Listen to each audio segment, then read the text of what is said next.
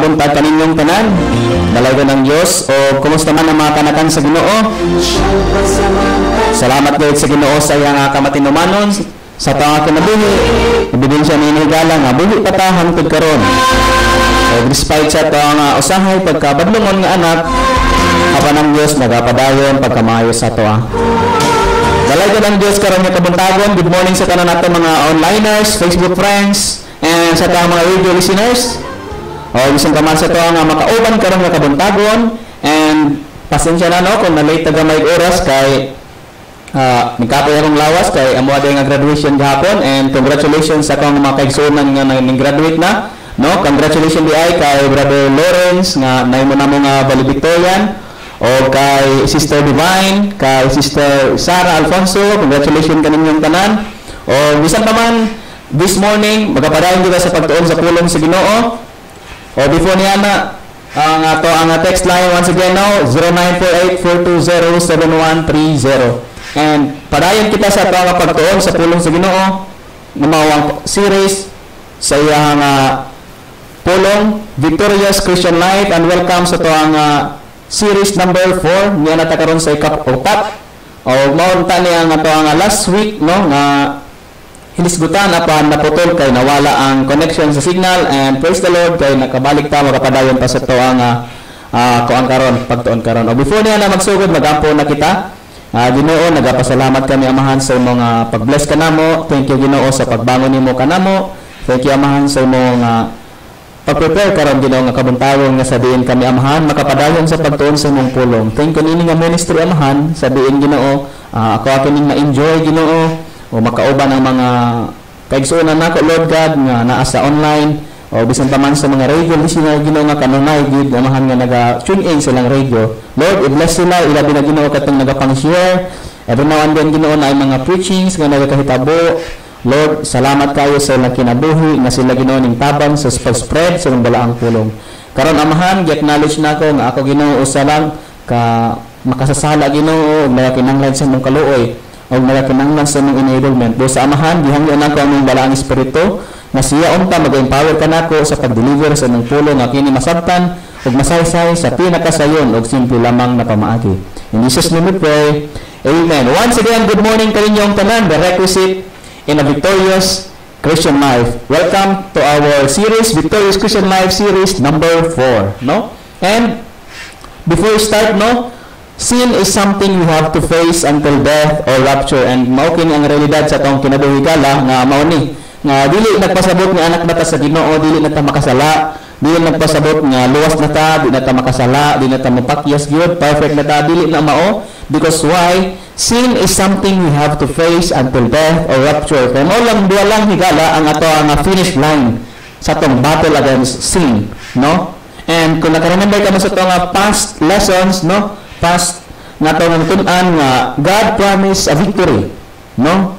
And mao na higala nga mao nang naay mga requisites or kaning necessities or mga necessary actions in order to gain victory. Masabtan natin na karon sa tong pagpadayon. And we know that God promised a victorious Christian life. Kung imong basahon ang 1 John chapter 5 verse 4 ingon siya dito, no? God promised a victory, no, against the world. And however, it's not instantaneous, no? Which means dili magic.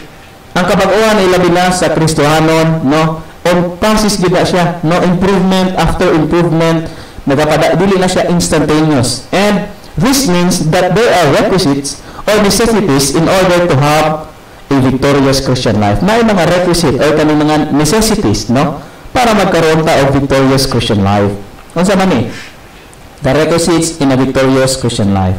Number 1, know that you are dead in sin. Mao nang unang higala. And by the way, no, kung ilabi na sa mga nag-struggles karon sa ilang mga na-sin problem, and I would highly recommend this chapter, Romans chapter 6, no? Ang whole chapter higala, it is considered as victory chapter wherein God gave us a process, no, guide or mga requisites to have a victorious Christian life, to have victory against sin, to have victory against the world, the flesh, and the devil. Mao na siya nga chapter ang pinaka-the best na ma-recommend nako. And most of the passage nga ito makita karon is makitaan sa Romans chapter 6. Now, number 1, know that you are dead in sin, no?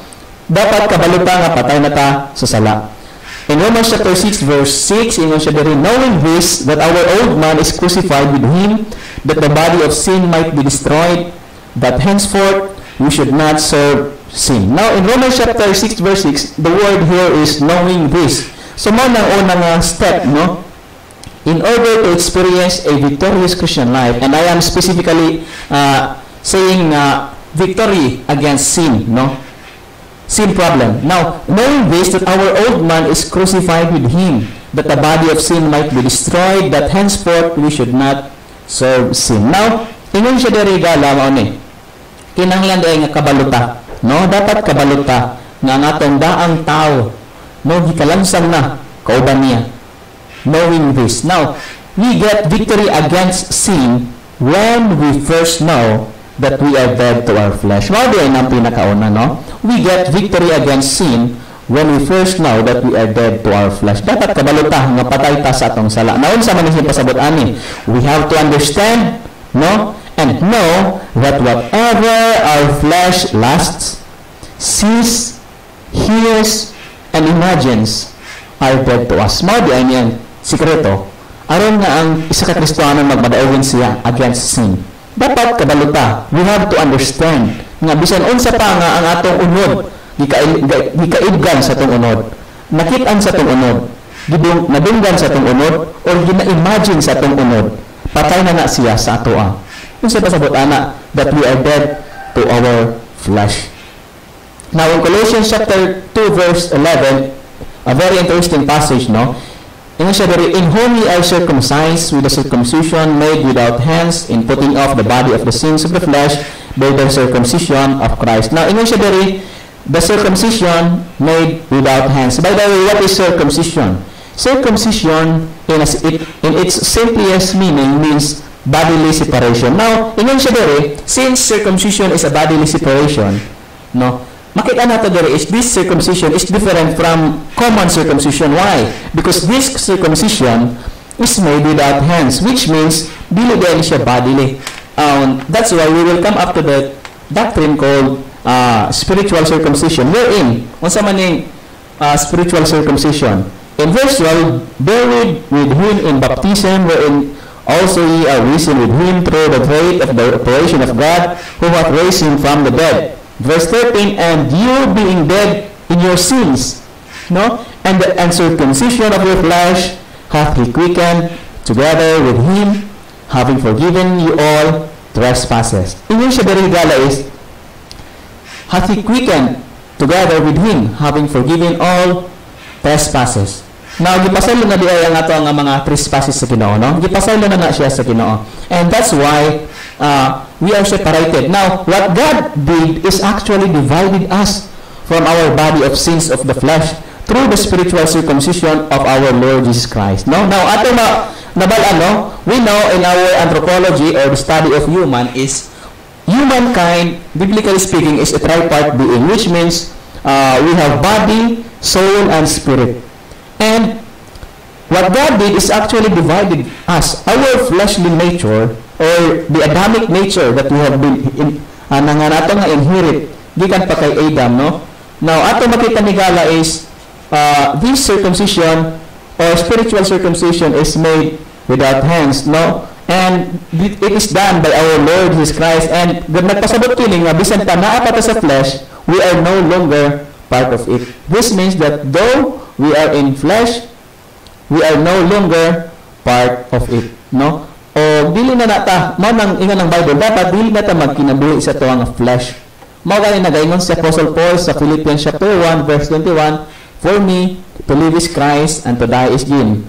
Which means ingon si Apostle Paul, ang pagkinabuhi mao ang Ginoong Jesucristo. And we are dead in sins, and God is putting off, no? Atong makita sa verse 11 in Colossians chapter 2, that God is putting off the body of the sins of the flesh from us through the circumcision of Christ.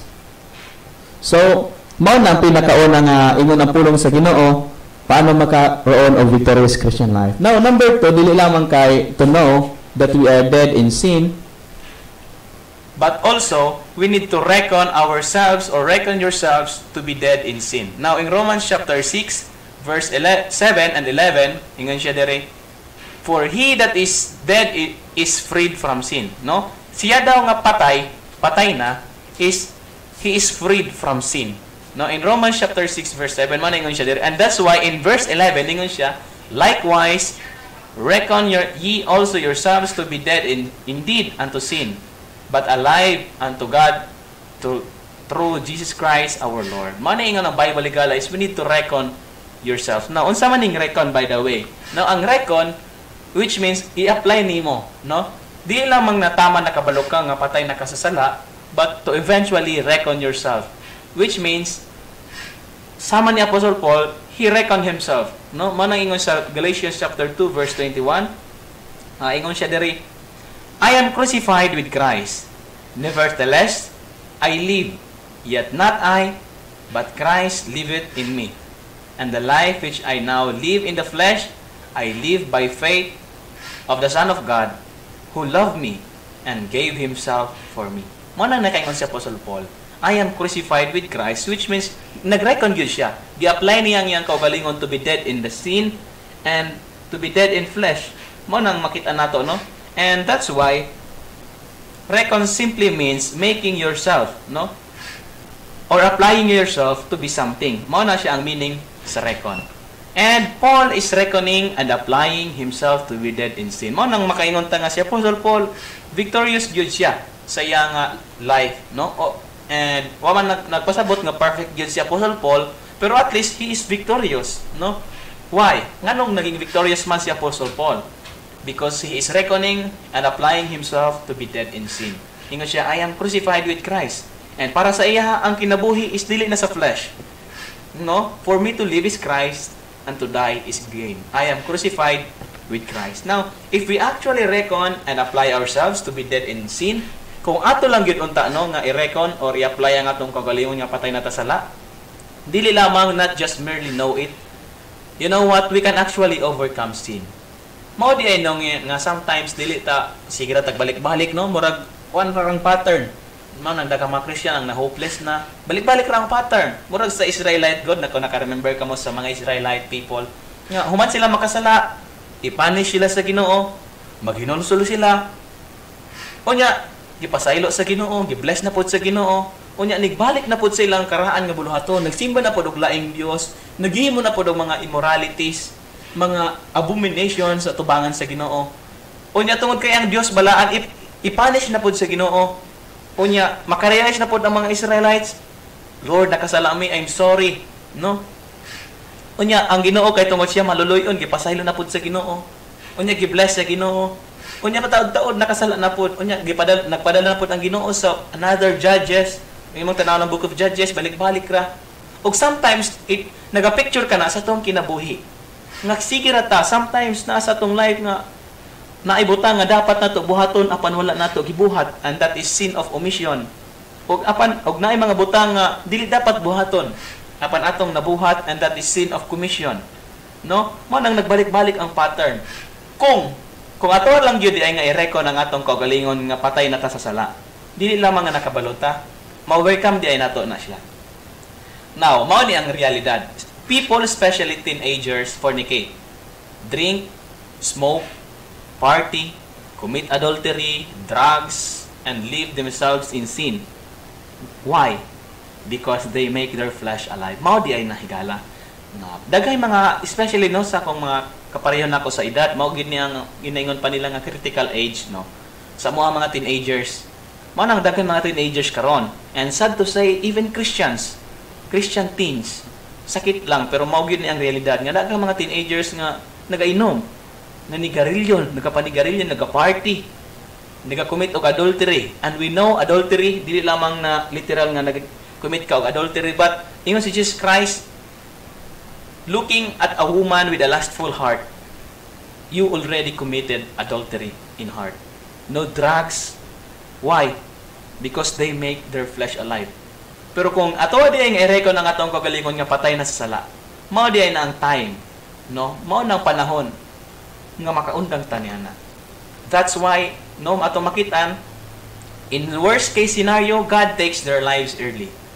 Ano man? Because we know in the Bible, sin brings death. Mao na siya ang realidad, no? Kano man pag patay na ang tao, di na siya makasala, no? Ngano man kaha? Because dead people in cemetery can't sin anymore, no? Wala pa ko'y nakitaan so far. And I know, wa pa tayo makita ani, o dili na ta kakita ani, di ta kakita nga naipatay sa sementeryo nga gilubong na for 1 year nya nanigarilyo, no? Nagparty, nagdrugs, nagsmoke, naginom og mga makahubog nga ilimnon. Wala. Ngano man, kaya patay na nga tao sa sementeryo, di na siya kabuhat sa mga butang nga iya sa unod. No? That's why we have to reckon ourselves to be dead in sin. That is the requisites in a victorious Christian life. Now, karon. Yes, Brad. Kabalo na ko nga patay na ko sa sala. Oo, Brad. Gireckon na nako or ako ang i-apply ang akong kaugalingon nga patay na sa sala. Now, what's next? Last, number 3 of diri ta mag-end. You and I need to yield ourselves to God. Just remember these 3 points. No. First point ganiha is no. Reckon. And lastly, yield. Yield yourselves to God. In Romans chapter 6 verse 13, the Bible said, "Neither yield ye your members as instruments of unrighteousness unto sin, but yield yourselves unto God, as those that are alive from the dead, and your members as instruments of righteousness unto God." Ingon ang Bible, ni magatugyan sa inyong mga sa inyong mga membro, sa inyong lawas nga may mga instrumento sa pagkadili matarong nato sa sala. Apan itugyan ang inyong kaugalingon nato sa Dios.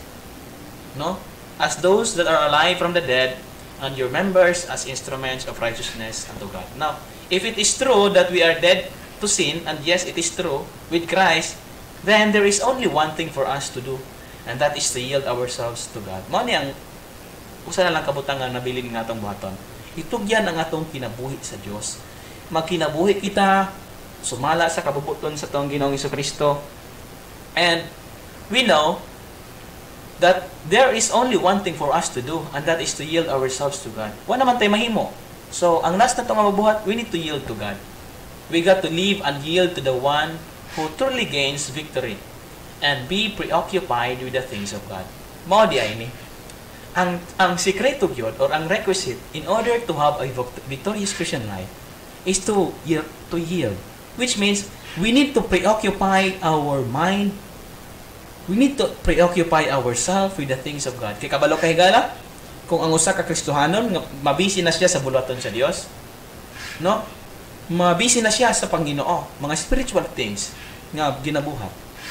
Ang iyang mind puno na sa bersikulo, then there is no more room for fleshly things.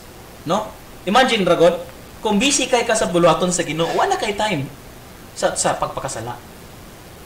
Malesen, no? Ang time o ang opportunity sa kalaban nga maka-atake sa imo ngano man because you are occupied or preoccupied with the things of God. No? And that's why pag mo appear na siya na kay verse, feel lang imong mind sa bersikulo. Make yourselves self-alive. How? By yielding yourself to the living Christ, the living spiritual nature within you. Dapat di ay atong i-yield ang atong kagalingon dito sa buhi nga Kristo. Mao ang buhi nga espirituhanon, nga nature nga naa sa ato. In Galatians chapter 5 verse 16, ngon siya. This I say then, walk in the Spirit, and ye shall not fulfill the lust of the flesh. Ang pinaka nindot gyud ay no. In order to finally overcome sin, we need to walk in the Spirit. Why? Kay kung maglakaw daw ka ingon ng Bible, ingon ng Ginoo, kung maglakaw ta sa Espiritu, we are preoccupied with the things of God. Ang imong ginakanta instead nga worldly, nagakanta na kag hymnal. No? Ang imong ginatan-aw sa video sa Facebook instead nga mga nonsense, nagatan-aw na ka sa mga nagasubaybay na ka sa mga godly videos. And especially karon sa mga naka-monitor online. I praise the Lord. Oh, we need to be preoccupied with the things of God. Ngano man, because if we are walking in the Spirit, if we are preoccupied with the things of God, we will not fulfill the lust of the flesh. Ngano man, busy naman ta sa Ginoo. Wa na tay time sa pag-fulfill sa lust of the flesh. Do your spiritual walk so you won't fulfill the lust of your flesh. Ngano man, doesn't your spiritual nature within you crave for spiritual food? Kabantay ka nga pag wa kay devotion, kulang ang imong adlaw. Murag na ay something kulang. Kabantay ka ana nga sadyang wa ka nagsimba, na ay something kulang. Why? Because your spiritual nature is craving for spiritual food. And that food is the Word of God. Why? Kaya nagingon ang pulong sa Dios sa Matthew chapter 4 verse 4. Ingon si Jesus Christ, man shall not live by bread alone, but by every word that proceedeth out of the mouth of God. Higala, ang spiritual nature sa tuwa nag-crave na sa pagkaon. Spiritual food. Ingon ang Peter chapter 2 verse 2, as newborn babe, desire the sincere milk of the word that ye may grow thereby. Ang atong spiritual nature nag-crave na siya sa pagkaon. O apan ang problema sa atong makristohanon is ang atong ginapakaon ang atong fleshly nature. O ang atong spiritual nature napabayaan. No? That's why dili gyud ta maka-expect na madaog ta. No?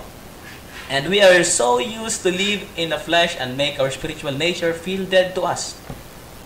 We have to switch the roles. Mao lang ni dapat. We have to switch the roles. Be dead in sins. Dapat we need to know and reckon that we are dead in sin and be alive. How? Again, by yielding in the living Christ. So the requisites in a victorious Christian life, know that you are dead in sin. Reckon yourselves to be dead in sin, and lastly, yield yourselves to God. Now, naayos sa ka-story. Ingon ang young people sa sakat tigulang. Unsa man ang kuantay, unsa man ang spiritual nature, unsa man ang fleshly nature sa tuwa, ingon dahil ng lolo. Apo, mao ni. Adi li diay nangutana diay siya, lo unsa diay ang buhaton nako aron maka gain ko og victory, no? Nya mao nang na-explain ng lolo nga na ay duha ka nature sa tuwa, which is fleshly nature and spiritual nature.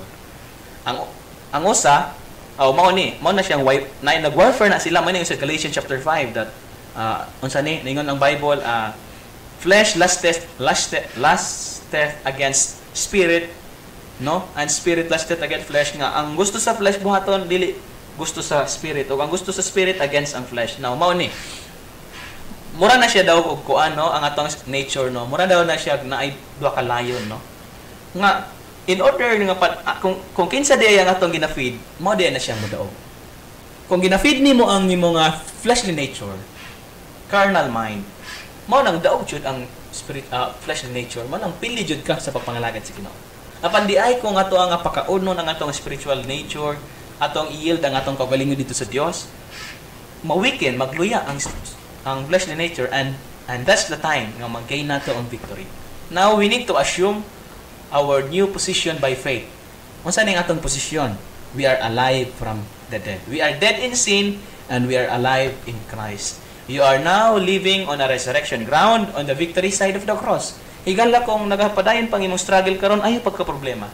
Kay ngano man you are already on a victory side of the cross. Dili na ka madala sa yawa sa impierno man ang nanablan na siya mangita siya paraan nga ma-destroy ang atong relationship sa Ginoo. Sin and the world have no hold on you. Ingon ang 1 John chapter 5 verse 4, kung ako namali sa verse, faith is our victory, no? And ingon ang Romans chapter 6, that sin have no dominion over you. Don't fight sin. You can't. Higala, one thing for sure, kung remember ka sa tong past topic last week, secret for victorious Christian life, is it is by faith, no? You can't fight sin. Don't fight sin. You can't. Instead, yield to more powerful force, the power of resurrected Christ.